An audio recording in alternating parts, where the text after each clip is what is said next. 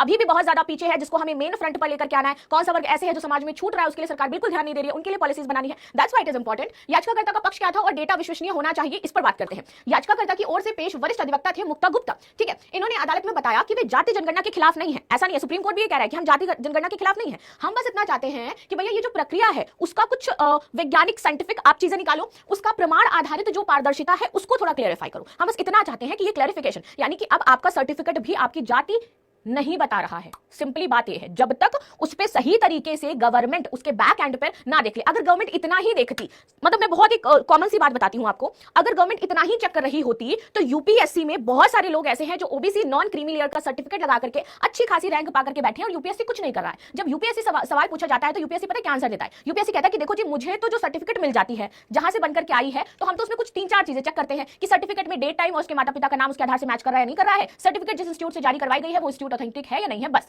अब हम ये नहीं देखते हैं कि इसको फर्जी बनवा दिया गया है या बैकग्राउंड इनका क्या हो जाता है पर्टिकुलर पर्सन का, वो क्रीमी लेयर में आता भी है या नहीं आता है, ये सब हम नहीं जांचते हैं। ठीक है, तो अगर यही जांचा जाने लगे तो ये सारी समस्याएं नहीं होंगी। और इसको जांचने के लिए बहुत सारा फिर मैन फोर्स चाहिए, सरकार को और पैसा खर्च करना पड़ेगा। अभी तो हम 11,000 करोड़ के आसपास खर्चा कर रहे हैं ना, तो और बढ़ जाएगा ये पैसा ना। उन्होंने कहा कि ये डेटा आने वाले वर्षों तक आरक्षण कल्याणकारी योजना और सरकारी नीतियों का आधार बनेगा, इसलिए जरूरी है कि सर्टिफिकेट सिर्फ देख करके और सेल्फ डिक्लेरेशन करके जातिगत जनगणना ना हो, क्योंकि भाई ये फ्यूचरिस्टिक है। 10 साल इन सारी चीजों पर ये निर्भर करेगा, आरक्षण, कल्याणकारी योजनाएं और सरकारी नीतियां। और 10 साल बहुत होते हैं। अगर 10 साल एक ही गलत डाटा इस्तेमाल हुआ लंबे समय तक तो समाज में तो और भी ज्यादा समस्याएं आ जाएंगी। ये आधार दिया गया उनके द्वारा ना, इसीलिए इसे केवल आत्मघोषणा पर आधारित करना खतरनाक हो सकता है। उन्होंने ये भी कहा कि यदि गलत या फिर अप्रमाणित डेटा एक बार दर्ज हो गया तो बाद में उसे सुधारना लगभग असंभव है, क्योंकि डेटा कितने लोगों का आप सुधारोगे, राइट? ऐसे बहुत सारे लोग धांधलियां कर सकते हैं। तो क्या आप एक बार पहले काउंटिंग करोगे फिर उसके बाद डेटा सुधारने बैठोगे, तो फिर रियल डेटा कब तक आप लोगों के सामने पेश करोगे? आपका ही वर्कलोड बढ़ जाएगा और आपको ही समस्या होगी। ठीक है, तो ये सारी बात कही गई।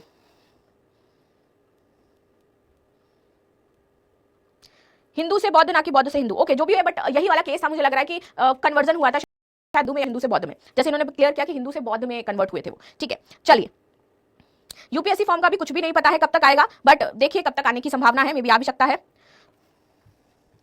आगे आ जाते हैं। सुप्रीम कोर्ट की 4 बड़ी और महत्वपूर्ण टिप्पणियां क्या रही हैं। सबसे पहले उन्होंने इस मामले में बोला कि जाति गणना विशेषज्ञों का काम है। अदालत ने कहा कि जनगणना एक तकनीकी और विशेषज्ञता आधारित प्रक्रिया है, तो किसी को भी अगर आप ऐसे भेज रहे हो जो एक्सपर्ट्स नहीं है और जातिगत जनगणना करने जा रहे हैं तो आपके लिए हानिकारक हो सकता है। इसे कैसे किया जाए ये तय करना जनगणना अधिकारियों और विशेषज्ञों का काम है और वो अपना काम बेहतर तरीके से करे। हालांकि याचिकाकर्ता की चिंताओं को गंभीरता से यहाँ पर लिया जाना चाहिए। नाउ याचिकाकर्ता की सराहना, कोर्ट ने कहा कि याचिकाकर्ता ने एक महत्वपूर्ण मुद्दा उठाया है और अधिकार इस विषय पर सतर्क किया है। अगर इसके बावजूद कोई त्रुटि होती है तो कानून अपना रास्ता अपनाएगा।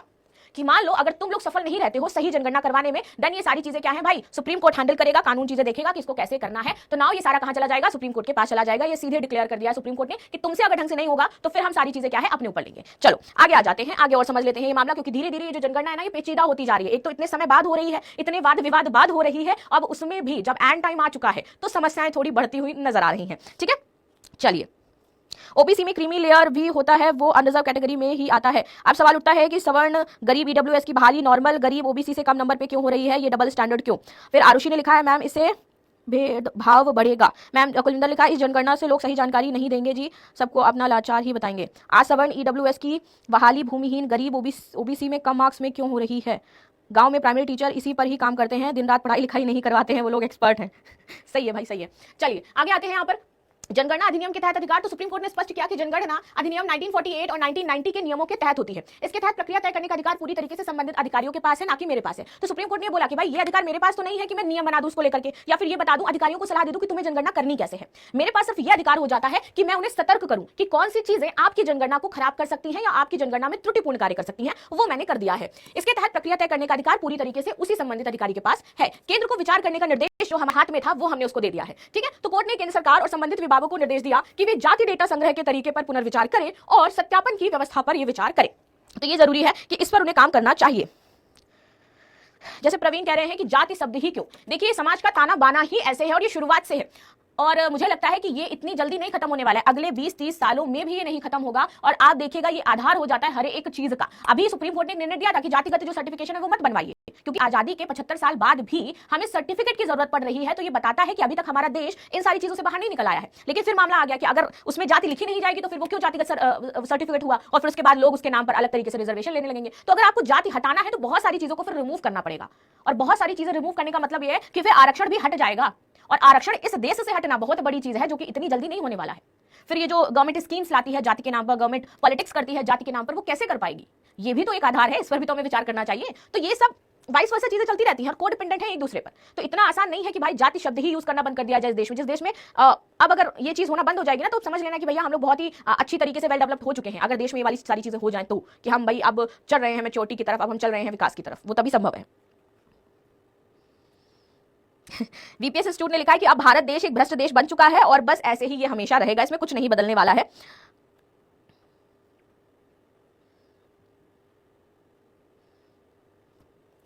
आगे आ जाते हैं, आगे समझ लेते हैं इसी में डिटेल में। 13,500 करोड़ की लागत आरक्षण पर सीधा असर। वरिष्ठ वकील मुक्त गुप्ता ने बोला था कि भाई 2027 की जो जनगणना है ये लगभग 13,500 करोड़ खर्च होने का अनुमान है। इसमें 11,000 भी नहीं, 13,500 करोड़ खर्चा हो रहा है भाई इस पूरी जनगणना में। इसका सीधा प्रभाव जो पड़ेगा वो आपकी आरक्षण नीति पर पड़ेगा, क्योंकि इसके बाद जैसे ही आपकी जनगणना आएगी 110% आरक्षण में बहुत बड़ा बदलाव करेगी सरकार, और आप जस्ट इसका इंतजार करिएगा। चाहे आप इस बात को अभी नोट डाउन करके रख लें कि आपकी आरक्षण नीति बदलेगी। परिसीमन जब बदलेगा ना, तो उसके बाद तो और भी ज्यादा चीजें चेंज हो जाएंगी। सामाजिक न्याय की योजनाएं आपकी बदल जाएंगी, सरकारी कल्याणकारी कार्यक्रम आपके प्रभावित होंगे, जिसको लेकर के बदलाव होगा, संसाधन वितरण और साथ ही साथ विकास योजनाएं, ये सब कुछ टिका हुआ है इसी जातिगत जनगणना पर। और अब भी अगर ये सही नहीं हुई तो ये सारी चीजें आपकी डामाडोल हो सकती हैं। इसलिए डेटा की शुद्धता और विश्वसनीयता अत्यंत जरूरी हो जाती है। जनगणना 2027 में पहली बार आधिकारिक जातिगत जनगणना हम कर रहे हैं। गृह मंत्रालय ने इसकी 27 जनवरी को स्पष्ट रूप से घोषणा कर दी थी। 2027 के दूसरे चरण में जाति जनगणना होनी है हमारी। पूरे देश में जनगणना फरवरी 2027 से शुरू होगी। ठीक है, जम्मू कश्मीर, हिमाचल प्रदेश और उत्तराखंड के जो बर्फीले क्षेत्र हैं, तो यहां पर यह प्रक्रिया सितंबर 2026 में शुरू हो जाएगी। बिकॉज हम देखते हैं कि इसके बाद सितंबर के बाद अक्टूबर, नवंबर, दिसंबर, जैन, ये पूरा ही ठंड का महीना होता है। बहुत जगह ऐसे क्षेत्र हैं जहां पर पहुंचना मुश्किल हो जाएगा जो अधिकारी हैं जनगणना करने जा रहे हैं, क्योंकि पहाड़ियां पूरी तरीके से बर्फ से ढक जाती हैं, रास्ते बंद हो जाते हैं। तो इसीलिए यहां पर आपके 2026 में ही शुरू की जा रही है जनगणना। मंत्रालय ने यह भी कहा कि कुछ लोग जानबूझ करके जाति जनगणना को लेकर के भ्रम फैला रहे हैं।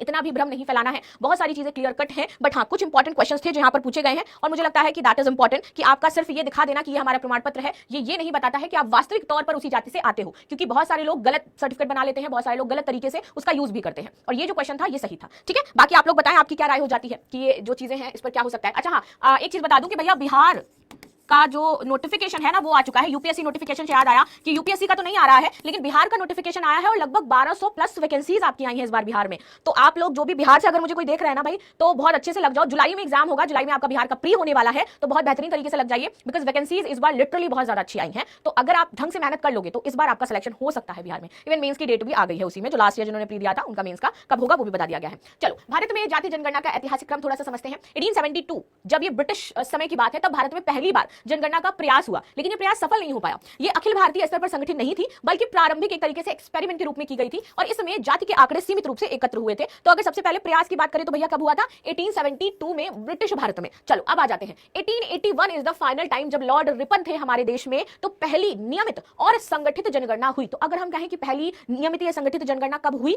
प्रयास 1872 में, बट 1881 में पहली बार हमारे यहाँ पर जनगणना होती है। ये जनगणना जातिगत वर्गीकरण को केंद्र में रख करके आयोजित की गई थी। उद्देश्य यही था कि भैया एडमिनिस्ट्रेशन जो प्रशासन है उसको समाज के विभाजन के आधार पर शासन में सुविधा प्रदान करी जाए। ठीक है, आगे आ जाते हैं, आगे समझते हैं। 1931 अंतिम बार व्यापक जातिगत जनगणना हुई थी। इसमें सभी जातियों के सामाजिक, सोशल, आर्थिक और जनसंख्या पॉपुलेशन संबंधी आंकड़े इसमें शामिल थे। आज भी ये आंकड़े कई नीतिगत बहसों, अनुसंधान संदर्भ में यूज किए जाते हैं। 1941 जातिगत जानकारी सीमित रूप से संकलित की गई और आंकड़े प्रकाशित नहीं किए गए। संभवतः द्वितीय विश्व युद्ध और प्रशासनिक चुनौतियों के कारण यह हुआ था। इसके बाद 1951 स्वतंत्र भारत की अगर हम पहली जनगणना की बात करें तो 1951, और जब ब्रिटिश शासन था और हम बात करें भारत में जनगणना तो 1881, लेकिन जब प्रयास पहली बार हुआ दैट इज 1872। तो ये कुछ इंपॉर्टेंट डेट्स हैं जो आपको इससे संबंधित याद रखनी चाहिए। ठीक है, चलिए भाई आगे आ जाते हैं। जातिगत आंकड़े केवल अनुसूचित जातियों और अनुसूचित जनजातियों तक सीमित रह गए। अभी तक भी जो लास्ट आपकी 2011 में हुई थी उसमें भी SC ST के तो लिए गए थे, बाकी किसी के नहीं लिए गए। अन्य जातियों को इसमें नहीं काउंट किया गया। 1990 आपका मंडल आयोग आता है। इसकी सिफारिश के अनुसार सरकारी नौकरियों में अन्य पिछड़ा वर्ग OBC के लिए 27% आरक्षण लागू कर दिया जाता है। और इस निर्णय ने जाति आंकड़ों के महत्व को और अधिक बढ़ा दिया कि ये जो रिजर्वेशन का क्लासिफिकेशन है ये जातिगत आंकड़ों पर होता है। तो अगर सही आंकड़े नहीं मिले हमें तो ये जो क्लासिफिकेशन है ये मॉडिफाई हो सकता है और ये कहीं ना कहीं आपका गलत तौर पर आएगा। और इसीलिए जरूरी था कि जो जातिगत आंकड़े आपके अभी जुटाए जाएंगे, जिनके बाद आपका आरक्षण का क्लासिफिकेशन होना है, तो वो सही तरीके से हो जाए।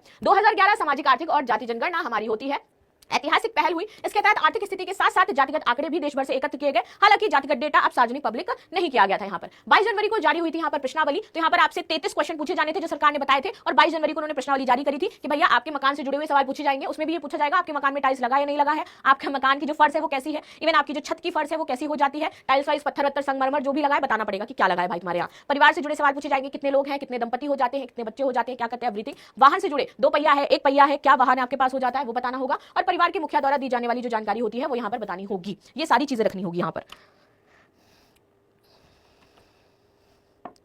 यहाँ पर 1857 शहीद राजा नाहर सिंह तेवतिया जाट, इन्होंने लिखा है कि जो जातिगत जनगणना है इसका यूज सिर्फ और सिर्फ राजनीतिक और सामाजिक भूचाल के तौर पर किया जाएगा, ना कि समाज में स्थिरता लाने के लिए। देखिए हम डायरेक्टली तो ये बात नहीं कह सकते हैं, बट अगर हम बात करें तो हाँ पॉलिटिकल पॉइंट ऑफ व्यू से अगर देखें तो ये महसूस होगा हमें कि हाँ कहीं ना कहीं इसका यूज हो जाएगा, लेकिन समाज के लिए भी बहुत ज्यादा जरूरी है। इवन जब हम आरक्षण की बात करते हैं, SC/ST में क्रीमी लेयर की बात कही जाती है, तो ये सब आंकड़े हमारे पास होना जरूरी है कि अभी वास्तव में किसको चाहिए, जरूरत किसको है, किसको हमें पुश करना है, आगे लेकर के आना है, किसके लिए कैसी हमें नीतियां बनानी है, तो बहुत ही ज्यादा महत्वपूर्ण हो जाता है। ठीक है।